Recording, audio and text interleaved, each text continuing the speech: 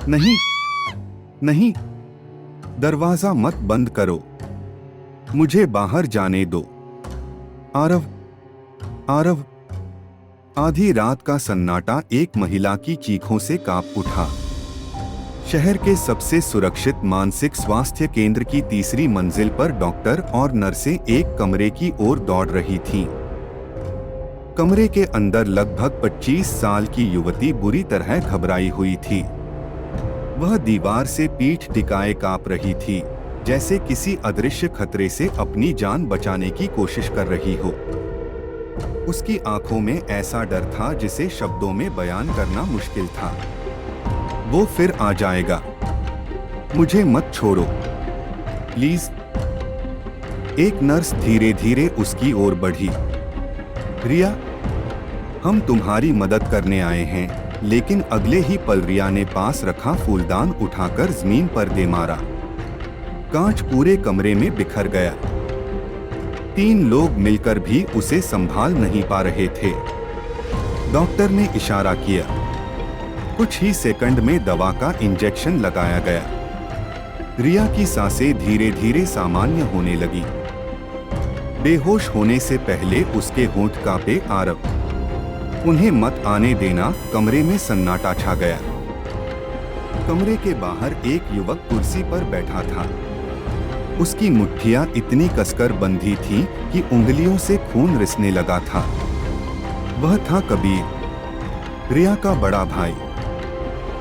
दरवाजा खुला तो डॉक्टर बाहर आए। फिलहाल खतरा टल गया है, लेकिन उसकी यादें वापस आते ही उसे फिर वही दौरे पड़ सकते हैं।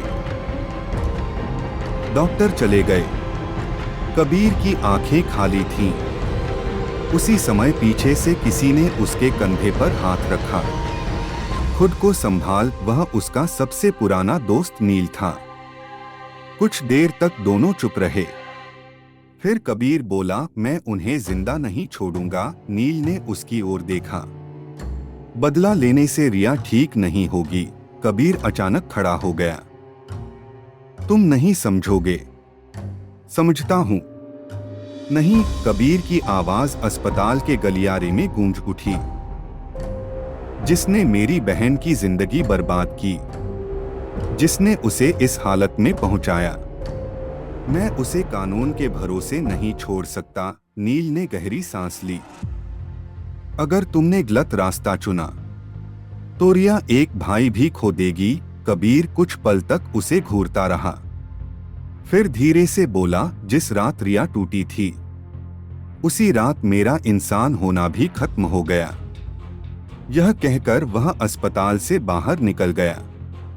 उसे नहीं पता था कि पार्किंग में खड़ी एक काली कार के अंदर बैठा आदमी उसकी हर बात सुन चुका था।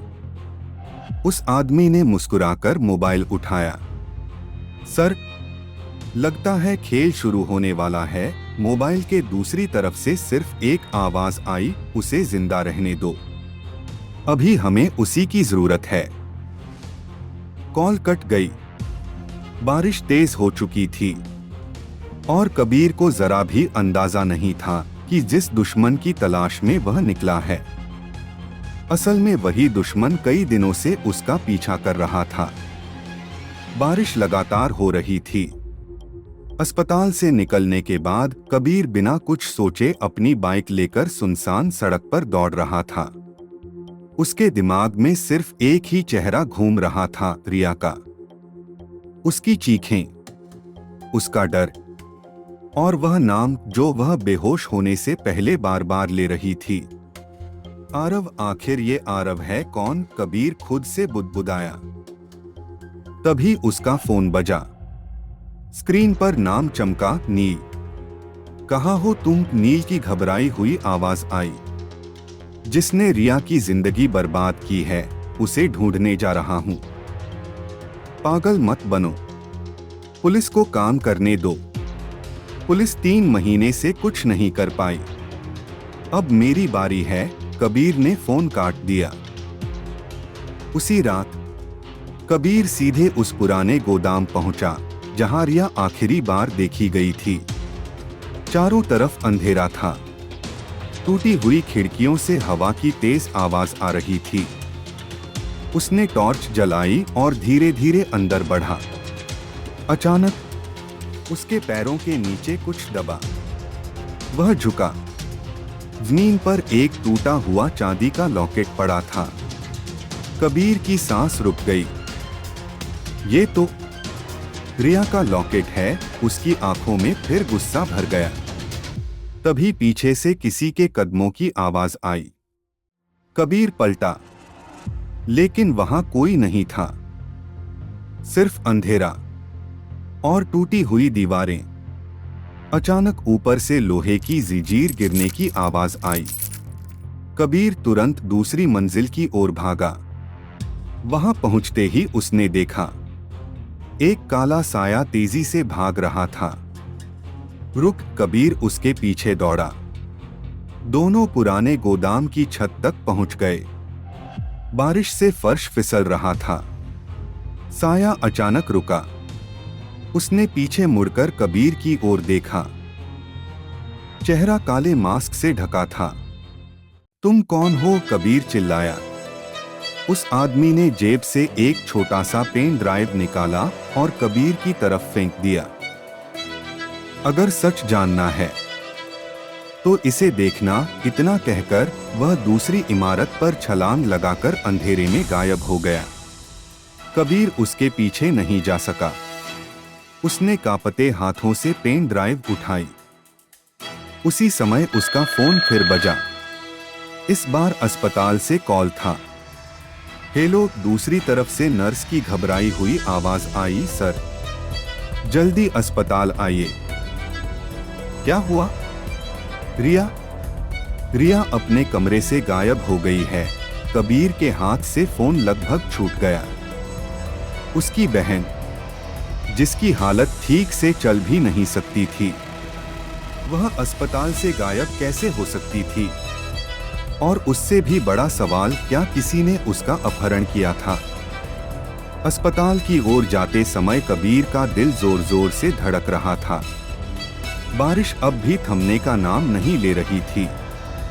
हर पल उसके मन में एक ही सवाल था, रिया आखिर गई कहाँ?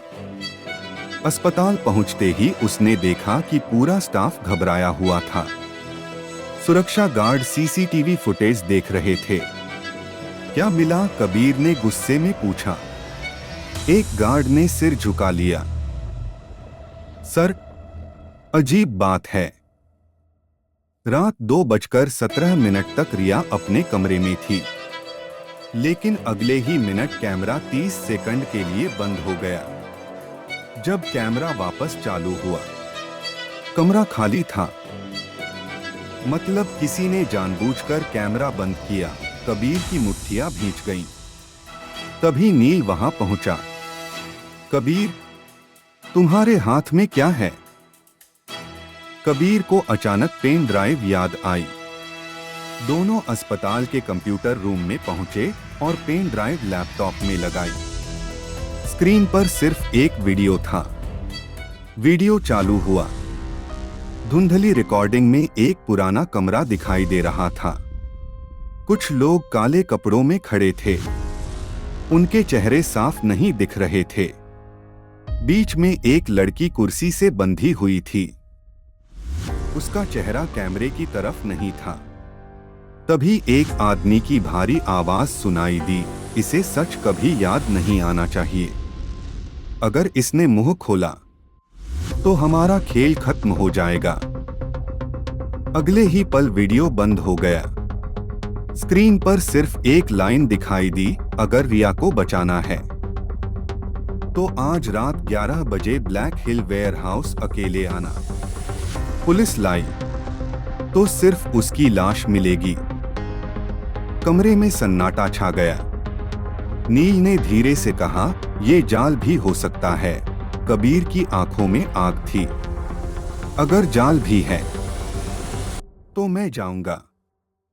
उसी समय उसके मोबाइल पर एक अनजान नंबर से मैसेज आया, अपने आसपास देखो, हम तुम्हें देख रहे हैं। कबीर ने तुरंत खिड़की से बाहर देखा। अस्पताल के सामने सड़क के उस पार काली हुडी पहने एक आदमी खड़ा था। उसने हल्की सी मुस्कान दी और भीड़ में गायब हो गया। कबीर समझ चुका था, यह खेल अब सिर्फ रिया को ढूंढने का नहीं था। कोई ऐसा दुश्मन सामने था जो हर कदम पहले से जानता था। और शायद कबीर जितना उसे ढूंढ रहा था, वह दुश्मन उससे कहीं ज्यादा देर से कबीर का इंतजार कर रहा था। रात के ठीक 11 बजे कबीर अपनी बाइक रोककर ब्लैक हिल वेयर हाउस के बाहर खड़ा था। पूरा इलाका वीरान था। टूटी हुई खिड़कियों से हवा की सीटी जैसी आवाज आ रही थी। उसने मोबाइल बंद किया और धीरे धीरे अंदर कदम रखा। अचानक चारों तरफ की लाइटें जल उठीं। सामने एक कुर्सी पर रिया बैठी थी। उसके हाथ खुले थे, लेकिन वह डरी हुई थी। रिया, कबीर उसकी ओर दौड़ा। तभी ऊपर लगी स्पीकर से एक भारी आवाज गूंजी, इतनी जल्दी नहीं। छाया से एक आदमी बाहर आया। उसने काला मास्क उतारा। कबीर उसे देखकर हैरान रह गया। डॉक्टर समर, वह वही डॉक्टर था जिसने रिया का इलाज शुरू किया था। डॉक्टर समर हल्का सा मुस्कुराया। आखिर तुम यहाँ तक पहुँच ही गए, कबीर गर्जा, ये सब तुमने किया? नहीं, मैंने शुरुआत नहीं की थी, लेकिन मैंने राज छिपाया जरूर था। उसने एक स्क्रीन चालू की। वीडियो में दिखा कि महीनों पहले रिया ने एक सुनसान फैक्ट्री के पास कुछ लोगों को गैरकानूनी हथियारों की तस्करी करते देख लिया था। उसने चोरी छिपे उनका वीडियो रिकॉर्ड कर लिया। गिरोह को इसका पता चल गया। उन्होंने रिया का पीछा किया, उसे अगवा किया और कई दिनों तक डराकर उस वीडियो का ठिकाना पूछते रहे। रिया किसी तरह बचकर निकल आई, लेकिन उस सदमे ने उसकी याददाश्त तोड़ दी। डॉक्टर समर ने धीमी आवाज में कहा, मैं उस गिरोह के दबाव में था। अगर मैं रिया की यादें वापस लाने की कोशिश करता, तो वे मेरे परिवार को मार देते। कबीर की आंखों में गुस्सा और दर्द दोनों थे। तो तुमने मेरी बहन को झूठ बोलकर इलाज किया। मैं उसे बचाने की कोशिश कर रहा था, लेकिन गलत तरीके से। इतने में पीछे से गोलियों की आवाज गूंजी। धड़ाम। गिरोह के 3 हथियारबंद लोग अंदर घुस आए। उनका सरदार चिल्लाया, बहुत बातें हो गईं। अब कोई जिंदा नहीं जाएगा। गोदाम में अफरा तफरी मच गई। कबीर ने लोहे की रॉड उठाकर एक हमलावर को गिरा दिया। डॉक्टर समर ने रिया को पीछे छिपाया। दूसरा बदमाश कबीर पर झपटा। दोनों जमीन पर गिर पड़े। संघर्ष के बीच कबीर ने हमलावर के हाथ से पिस्तौल दूर फेंक दी। तभी पुलिस के सायरन सुनाई दिए। नील ने कबीर की बात नहीं मानी थी। उसे शक था, इसलिए उसने चुपचाप पुलिस को सूचना दे दी थी। कुछ ही मिनटों में पूरा गोदाम पुलिस से घिर गया। गिरोह के सभी लोग गिरफ्तार हो गए, लेकिन डॉक्टर समर गिरफ्तारी से पहले कबीर से सिर्फ एक बात बोला, गलती की सजा मुझे मिलेगी, लेकिन अपनी बहन को कभी अकेला मत छोड़ना। 3 महीने बाद रिया अब पहले से बेहतर थी। वह अस्पताल के बगीचे में बैठी मुस्कुरा रही थी। कबीर उसके पास आया। रिया ने कहा, भैया, अब मुझे डर नहीं लगता। कबीर की आंखों में आंसू आ गए। उसने अपनी बहन का हाथ थाम लिया। अब कभी नहीं लगेगा। दोनों आसमान की ओर देखने लगे। सूरज की पहली किरण बादलों के बीच से निकली। कुछ ख्म कभी पूरी तरह नहीं भरते, लेकिन अपनों का साथ उन्हें जीने की वजह जरूर दे देता है।